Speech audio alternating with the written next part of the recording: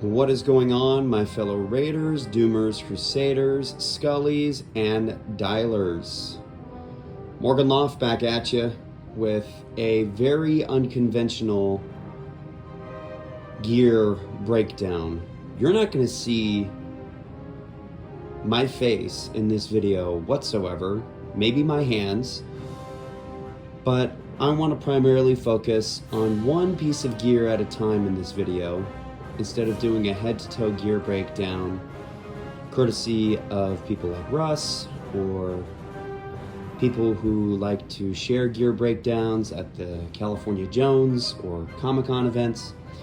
I want to break down my gear one by one, Raiders gear in particular, so that way you could see firsthand, with my hands and my eyes, a nice POV of what these gear pieces look like and how I'm able to use them, not only for daily wear, but for indie wear. So join me. So let's go ahead and start off with some of the most, if not the two most unique indie jackets I've seen and have the pleasure of owning. To my left, you have a Wested, and to my right, you have a Bill Kelso. These are both older jackets. These are both very unique jackets. Starting off with the vintage Bill Kelso Relic Hunter in striated lamb. This is their Hawaii cut, and it is very indicative. The leather is a little bit darker. It doesn't have as much distressing as the jackets in the later film, or later on in the film, I should say. These are both a size 42 jacket, and the drape on this jacket is absolutely wonderful as well. And I'll get really close into there. It's the striations and the grain on this old but loved lamb. I, of course, received this jacket from Trent Ryan, as well as the Wested. Very iconic Raiders jacket. I've worn this to so many places over the years, not just as Indy, but as myself as well. It's a wonderful winter jacket, and when it's not over 100 degrees, like it is currently, well, it certainly feels like it, it's a wonderful jacket to wear when it's just warm/cool enough. Going further into the grain and the striations of this leather, with a nice Burns and Nathan's costume tag touch. Let's go ahead and flip this baby over.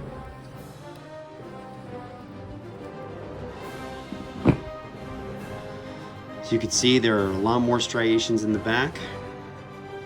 Gunmetal strap sliders, courtesy of Trent.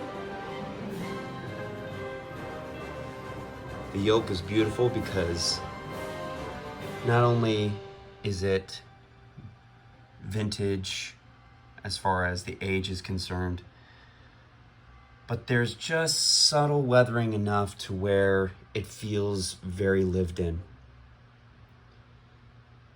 And I'm a big fan of this jacket.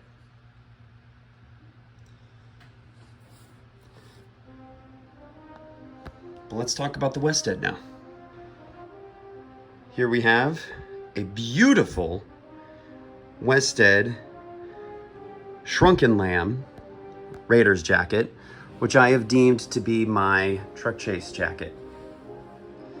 The grain on this lamb is very, as you could see, very matte, so it's not nearly as shiny and pristine as the Kelso, but it's very indicative of how the truck chase jacket looks and appears.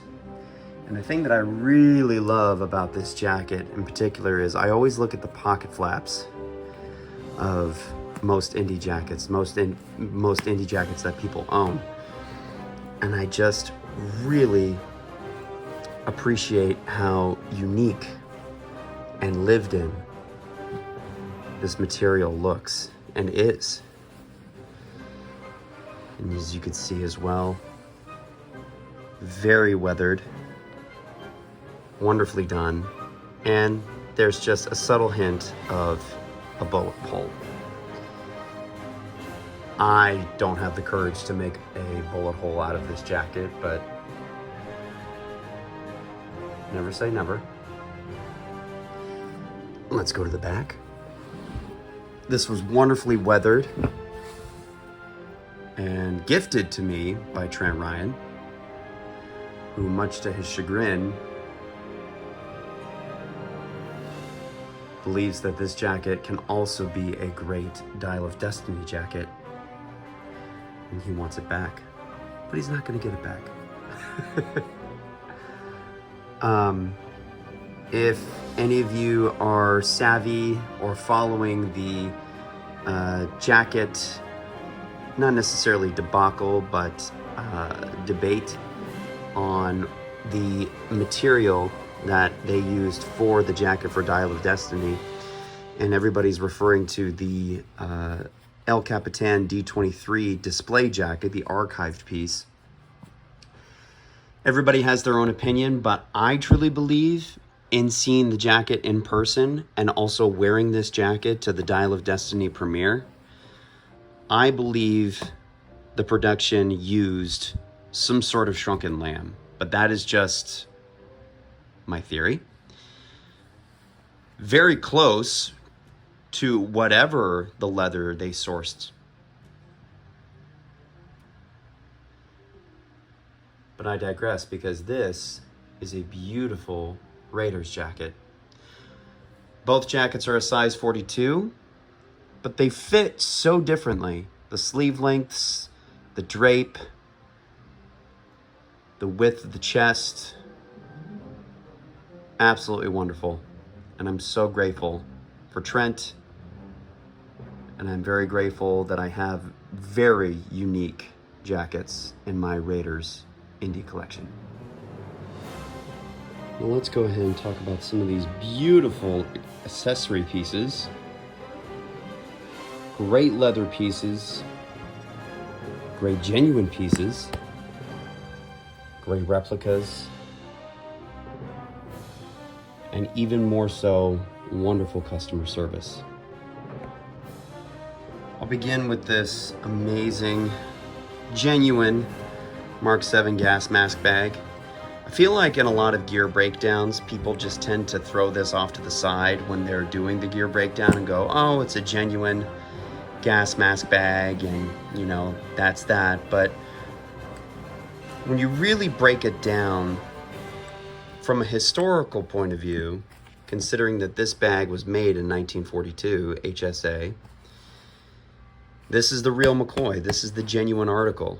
I received this bag from What Price Glory, and it's only a couple dollars more than your standard reproduction bag.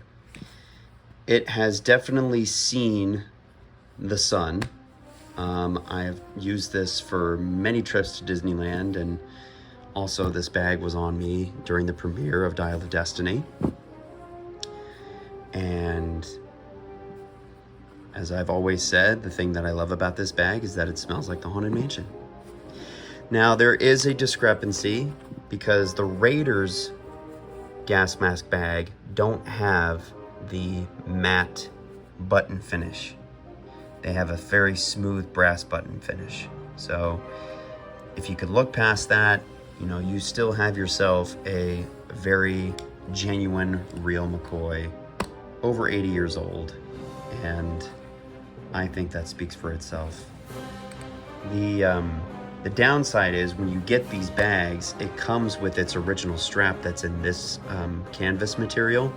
So unfortunately, you have to cut it off in order to get the bag strap on. But I do recommend that you keep the excess bag strap in your satchel at all times, because it won't happen for a long time. But if it does, and when it does, when these O-rings eat through the canvas, you could go ahead and source the strap, and it's genuine, it's from the same place, and you can use that to source the material to make new reinforced strap holders. And speaking of strap, here we have a beautiful Cairo Raiders bag strap made by Roger over at Spade Archer Leather. I've had this for about 2 years now, and the grain and patina has just increased exponentially, and it's wonderfully broken in. And the thing that I love about Roger's leather is that he sources very stout leather, and it's not flimsy. It's flimsy in the sense that, you want it to be malleable, but it's not flimsy in the sense where you feel like it'll just disintegrate after you wear it. So this bag is absolutely wonderful, and I highly recommend getting it from What Price? And then I highly recommend getting a strap from Roger Bradcase at Spade Archer Leather. Okay, back to these. Oh, featuring my foot. Back to these. We have some great leather goods here. We have a gun, not a real gun, and then we have a holster. First, the infamous Smith & Resin, made by a lovely gentleman from Artsy1 on Etsy. I actually received this from eBay, but this is, as he advertised, model number 1. And it is modeled off of a Spanish military, or a Spanish police, Smith & Wesson, because you see that's the insignia for the Spanish police right there, 1937. But then you have the trademark Smith & Wesson right over there. Made from a longer barrel, but then he was able to, from the mold, cut the barrel down and then create the more accurate sight. And it's just a great piece. Very stout, very, not too heavy, but it fits this holster very, very well. And let's talk about this holster. This is my newly acquired old and new leather holster from Reese, and he does a wonderful job personalizing to your request. This is my initials, Morgan Dean Moth. In case you didn't know, my middle name is Dean, which is my dad's name.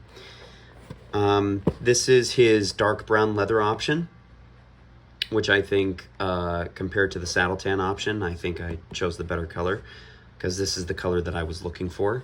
It's a very extremely stout leather.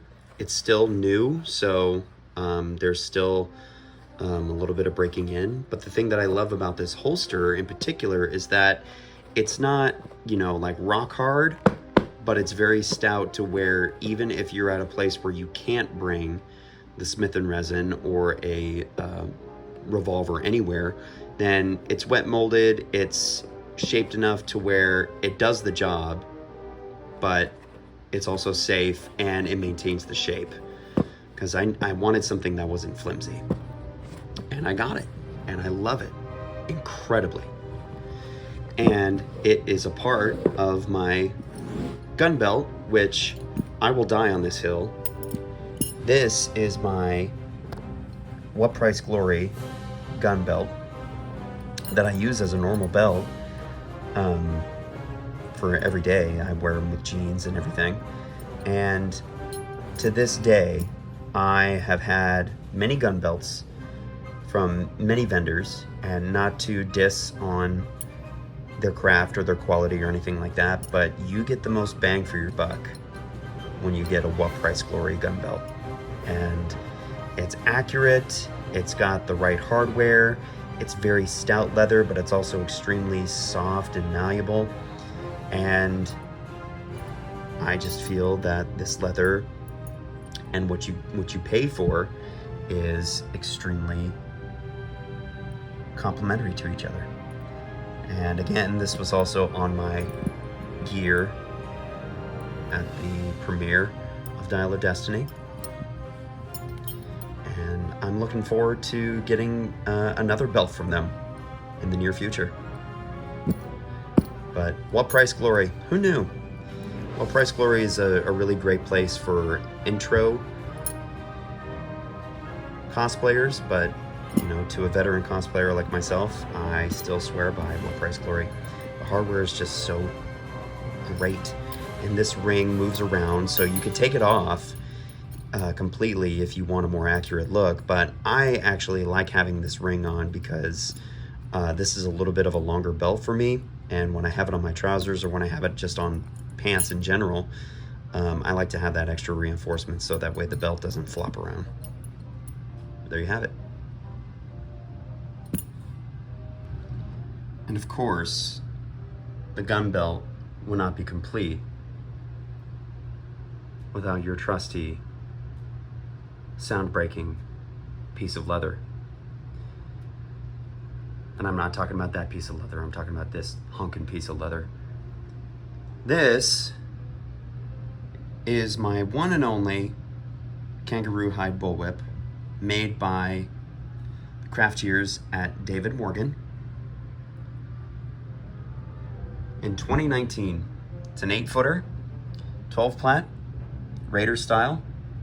Well, I should say that all of them are Raider style because they only make one certain style. And this was a birthday gift from none other than Trent Ryan, so thank you, Trent.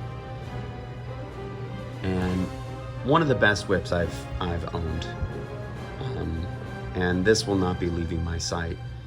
It's just, the grain is wonderful. It packs such a great punch for an 8-footer, and it also looks great as a belt hanger.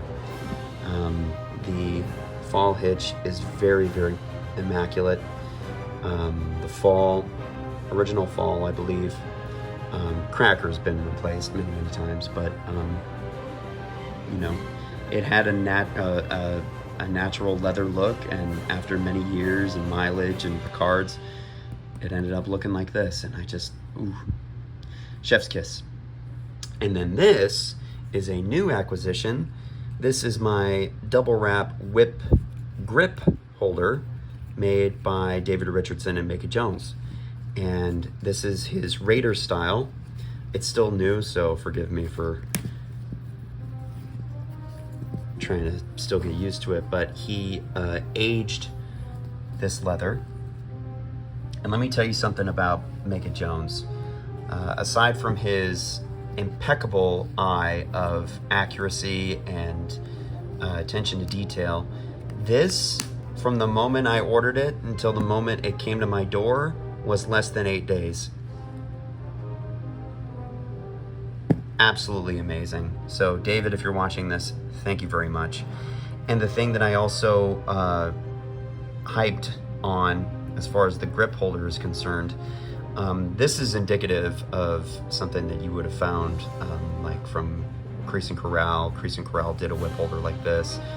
I believe Joe Strain had a whip holder that was similar to this. But when you're talking about a grip holder, it just reinforces your whip, so that way, as we are very well aware, whips slide around when you're running around, or when you're at a con, just walking around, or even just standing still, the whip will slide in and out. This does a damn good job in making sure that your whip doesn't fall out.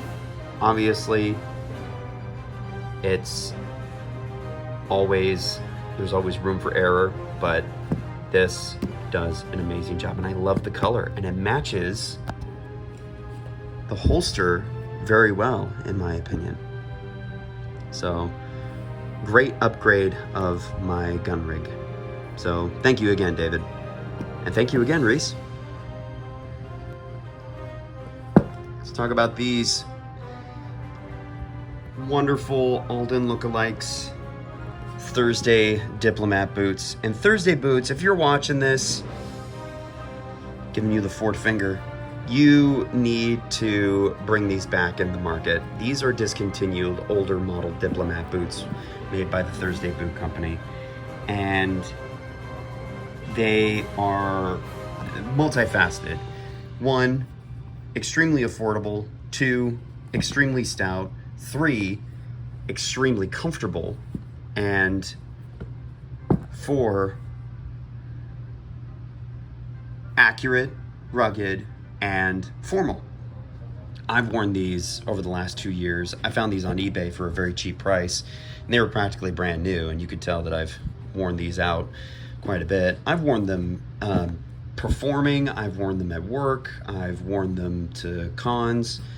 I do have a pair of Alden 405 vintage cotton duck pair that unfortunately I don't have on me. They're currently at the cobblers being resold, so another later video will take place. But these Thursdays have been through thick and thin, and I still love them as a close enough pair to 405s. I love the natural tan, and they only get better with age and patina.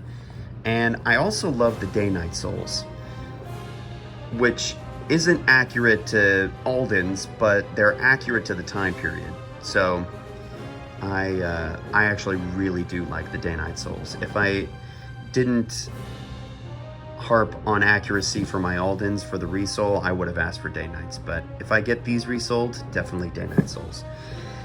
And you're probably noticing the giant scratch right here. I tripped over a giant piece of metal walking to a comedy club in LA. But it just adds to the character, and what more could be said about it? I've replaced the laces with more accurate round laces, or at least accurate to me. They're a little bit on the longer side, but I still enjoy them, and they're extremely comfortable. I think I've said that quite a few times, but they're so comfortable. The only other person that I've seen that have a pair of Thursday boots in this color is Brian Rohrenbacher. So Brian, if you're watching, I know you advocate for these as well. And again, Thursday, if you're watching these, you need to bring these back to the market. They have Thursday Diplomats, but they have the really thick and really awkward looking Vibram soles that look more like Red Wing Heritage boots as opposed to just sleek. It's just really sleek. So those are my Thursdays. Nope, they're not upside down. These are my trousers, but I'm not going to talk about the trousers right away. I'm going to talk about what's probably the most underwhelming and underappreciated piece of the Raiders cosplay or indie gear in general, and that's the web belt. The web belt is such a simple thing that you can find on eBay or Amazon or military surplus, and a big thing that you also want to make sure that you pay attention to is when you're getting a web belt, find the canvas and find it in this darker brown color. It's a very rich brown. I actually recently got this, and I of course wore this at the premiere to the Dial of Destiny, as well as these trousers. But get a vintage web belt buckle. This one's from the Korean War, and it's old enough for me, and it still had a little bit of a shine to it. So I took some steel wool and I rubbed it on there to get more of a matte finish. But it just, there's such an incredible difference when you have a shiny Stay Bright buckle as opposed to a vintage buckle, and it just brings everything together. As Nathan Smith Finley says, when Indiana Jones gear comes together, it really comes together. Well, let's talk about these trousers. So I took a gamble, and I decided to buy domestic and buy a pair of Carolean dry good trousers. And even though these are cotton trousers, I have to admit, these are some of the best indie trousers I've personally owned. And I've owned Wested, I've owned Costume Base, I've owned What Price Glory, both models of What Price Glory. And I don't know, there's just something about these that really remind me of a pair of Todd's trousers. And I know, Adam, if you're watching this, you are feverishly trying to replicate the material used for Todd's Todd's Costumes trousers. Say that 5 times fast. And I can't wait to see what the end result is like, because you heard it here, folks. I'll buy a pair. The pocket flaps are very accurate, as well as the buttons. This is his desert gray Cairo trousers, and they have the accurate buttons. They have the accurate buttons going down the pants.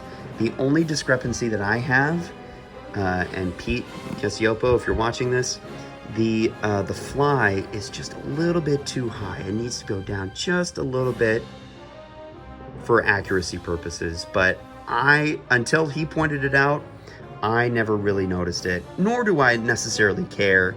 But you know, as we're sticklers for accuracy, it's very important. But I do love how pleated it is, and the drape and the comfort of these trousers is absolutely wonderful. And I have had these recently hemmed.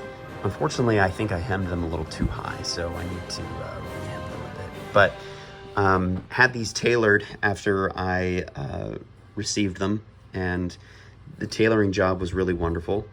So that's probably why you're wondering why these pocket flaps are a little bit closer together. But when they're on me and the landmass that is on my backside, it spreads out. But what more can be said? The material is just, you know, even though it's cotton, it's still pretty accurate. The coloring is absolutely wonderful. I actually had these dry cleaned recently because I stained them, so the dry cleaning did a really great job. And I love how gray they are. Like it's like a warm gray, which I think is very accurate for Cairo. But Karolian Dry Goods. This is not a Karolian shirt, but this is arguably the best replica shirt that you can get on the market, and that is Azuma. This is its Raiders style. I use this as my Cairo outfit, which, judging by the pit stains, you could see that this is my Cairo outfit. I'm clean, I swear, I just sweat a lot. But very accurate, darker buttons, very comfortable material. And what more can be said about this? You know, I've had a What Price shirt, I've had a Westhead shirt, I've had Costume Base, and you know, it just incomparable to material and to quality. And yeah, and the tag just adds an extra touch of accuracy as well. Even though the Noel Howard tags were a little bit different, there's just something incredibly completed when you see a tag like that, just like the Burmans and Nathans tag on the Kelso. But very comfortable material and light. You know, it's very light. It's on the thinner side, but yeah, great shirt. And to top it off, literally, pièce de résistance. This gorgeous, indescribably perfect fedora made by Tomas at Advintage. This is his Cairo model. And the thing that I love about it is that it fits my 62.5 dome. And I'm sure you're probably wondering, well, Morgan, why is it on your head? You have to wear it. Well, this video is about the gear and not about me, so next time I see you, I will obviously be wearing this fedora. This is, like I said, the Streets of Cairo model. It is in 100% pure beaver, and I believe Mickey Bukowski said it best when it comes to beaver felt at vintage fedoras, that it actually feels like unicorn hair. This is the softest beaver felt I've ever come across.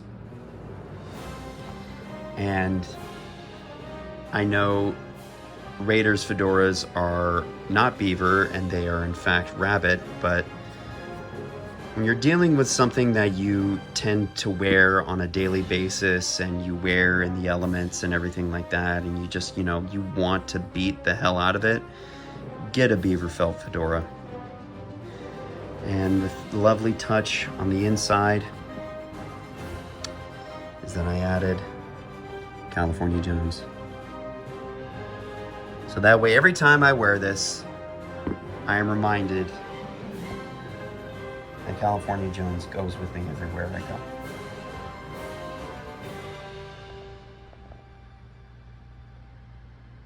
Beautiful, beautiful, beautiful, and accurate to me.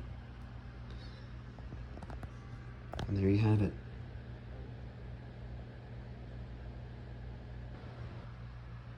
Little Easter egg for you. Got some Truck Chase gloves here. By Wells Lamont and by Jonesing for Props, Brian Long. The Jonesing for Props gloves are by far the most accurate, unless you find a vintage pair of Wells Lamont 1130s or 1123s. And very indicative, there's the large stamp that you see when he goes, "Why did it have to be snakes?" And then these Wells Lamont gloves, they're the modern pair. They were actually lighter than this, and I distressed the hell out of them. I distressed both of these, but I did two very different processes when it comes to distressing. This was drowned in coffee. This was caked on with like 17 layers of picards. This was also caked on with picards, but I did a more like gardening approach with distressing these gloves. So a lot more outdoor involvement and dust and dirt, and so who's to say which color is more accurate? I guess it just depends on the lighting, depends on the scene, depends on what you're going for. They're both very malleable, they're very comfortable. Far and away though, these gloves are more accurate, and these were on me when I went to the premiere of Dial of Destiny. So yeah, Wells Lamont and Jonesing for Props. So if you're in the market for a pair of gloves, definitely hit up Brian. He'll treat you nice. Okay, you see my face. But that concludes my gear breakdown. I do have other pieces of gear, but I don't wear those nearly as often. So the ones that you have seen, the ones that I have showcased, are the ones that I wear the most frequent. So I hope you enjoyed this, and if you have any questions on my gear or where I got it or how things work, please shoot me a message. And if you want to see any more content like this, please feel free to message me. So I appreciate making this, and I appreciate you watching this. But until then, fortune and glory.